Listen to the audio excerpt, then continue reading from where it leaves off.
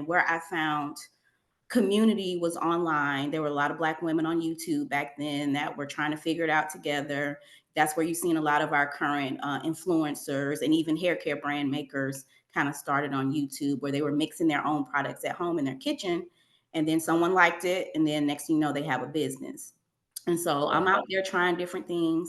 One day I was in Target and a girl was like, "What are you using on your hair?" And I'm telling her, I'm like, "Well, you should try that, and you can try that." And then she's just putting it in the basket, and I'm like, "You know what? We need a consult. We need a point of entry where we could get hair care, tips and consultation at the point of purchase." And then what Mm, really lit that for me is also when I went to Sephora. So I was also on like this skincare journey. I was, new me, everything. And I went to mm, Sephora and they did a consult where they would scan your face with this little wand and then they would put in all of the different characteristics of your skin.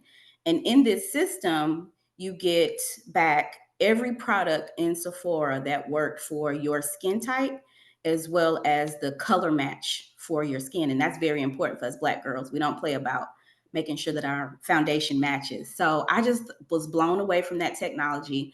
And I was like, we really need this for hair. This is amazing. So with those two interactions, I decided that I wanted to open up a natural hair beauty supply store. I know I didn't want it to look and feel like a traditional beauty supply store where you go in and it's just stuff everywhere, it's boxes on the floor.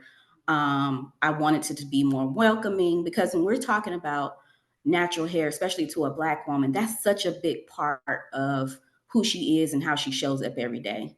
And a lot of times when you don't feel good about your hair, you really can't really be your best self. So I knew that this had to be a very safe and intimate space.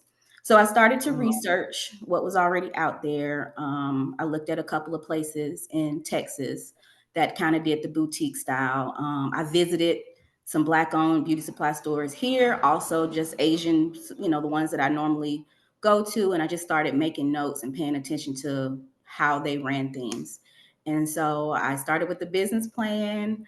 I was looking for places. I was telling my sister about it. And she's like, "Yeah, I think it's a great idea. You should do it." And then my mom passed.